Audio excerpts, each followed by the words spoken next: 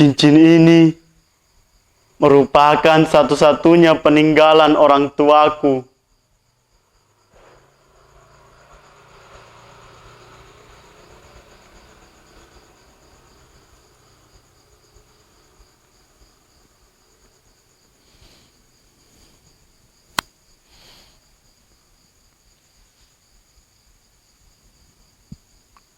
Peristiwa itu bermula ketika pasukan Westerling mengeksekusi 32 orang pejuang.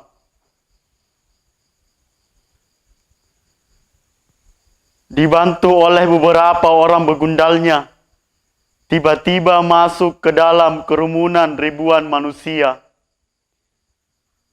menelisik satu persatu orang-orang yang menurut begundal-begundalnya adalah ekstremis atau rakyat militan. Tiba-tiba mereka ditembak oleh pasukan Westerling. Senjata diarahkan ke arah jidat atau kepala mereka. Darah muncrat dan otak terurai dari batoknya. Ratusan orang tewas.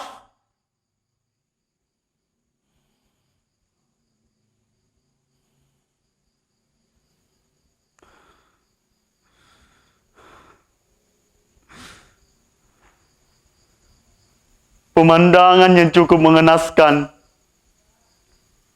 Kami yang belum dapat giliran didekati para begundal Westerling, nampak dicekam rasa takut yang mendalam. Kami hanya bisa memanjatkan doa-doa serta mengamalkan pesan-pesan leluhur, sembari bertasbih mengharap kemahakuasaan Tuhan agar kami terhindar dari maut.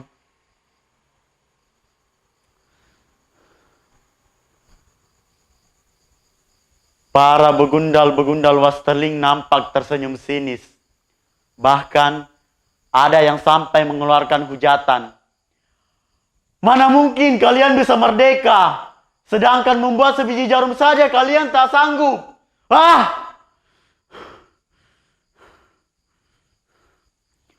Kendati hujatan itu sangat menyengat rasa dan melukai hati kami. Apalagi yang mengucapkan itu adalah orang sekampung, bahkan keluarga kami sendiri. Namun sedapat mungkin kami berusaha menahan diri agar tidak bereaksi.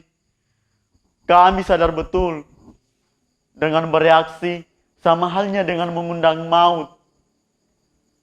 Kami hanya bisa terdiam dan membisu.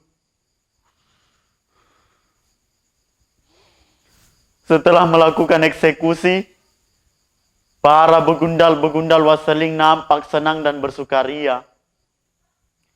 Mereka duduk sambil menikmati minuman-minuman anggur dan roti keju. Seolah mereka sedang merayakan satu kemenangan besar. Di tengah-tengah keceriaan itu, tiba-tiba datang beberapa orang kurir, lalu menghadap pada Verlumen. Kemudian menyodorkan secari kertas atau surat kepada sang komandan. Tiba-tiba, wajah Verlumen nampak tegang.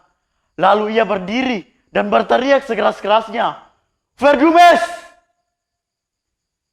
Ternyata, isi surat itu adalah laporan bahwa di kampung Talolo atau Segeri terjadi penyerangan terhadap rombongan patroli Belanda oleh sekelompok pejuang. Dalam kontak senjata itu mengakibatkan 3 serdadu Belanda tewas terbunuh. Pasukan Westerling semakin geram. Mendengar berita tewasnya 3 serdadu Belanda, Verlumen semakin geram. Ia langsung bergegas menuju ke lokasi. Dengan melompat ke dalam jeep, tentara yang melaporkan hal ini kepadanya menyusul dengan jeep kedua. Bersama 4 tentara menuju ke lokasi penyergapan di desa Talolo atau Segeri. Sesampainya di lokasi kejadian, mereka mendapati 3 pasukan DST tewas terbunuh.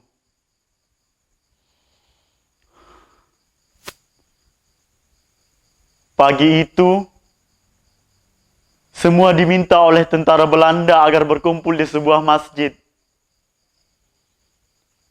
Saya bersama ibu dan kedua orang adik saya, yang satunya baru saja berumur 3 tahun.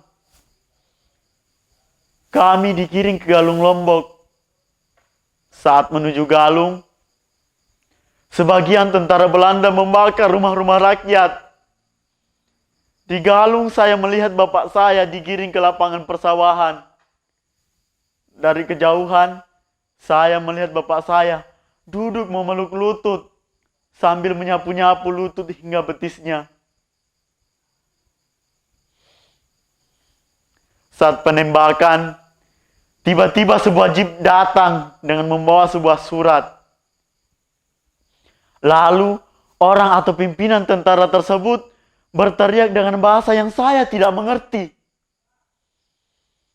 Tiba-tiba, sang komandan memerintahkan anak buahnya membombardir ribuan massa yang saat itu berada di lokasi aksi atau Galung Lombok.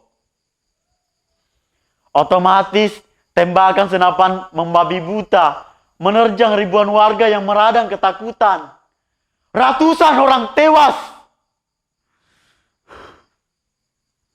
termasuk kedua orang tuaku sendiri,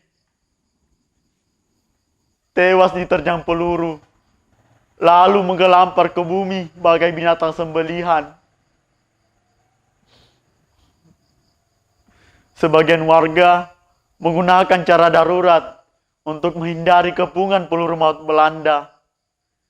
Sebagian dari mereka menggunakan cara darurat seperti berpura-pura mati dengan memenamkan diri ke dalam lumpur yang sudah menyatu dengan darah. Bahkan, ada yang sebagian dari mereka yang nekat melarikan diri keluar dari arena.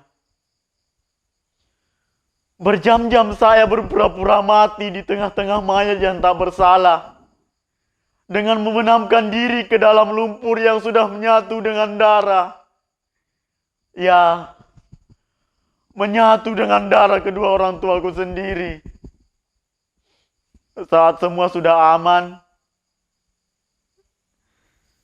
pasukan Wesering meninggalkan lokasi pembantaian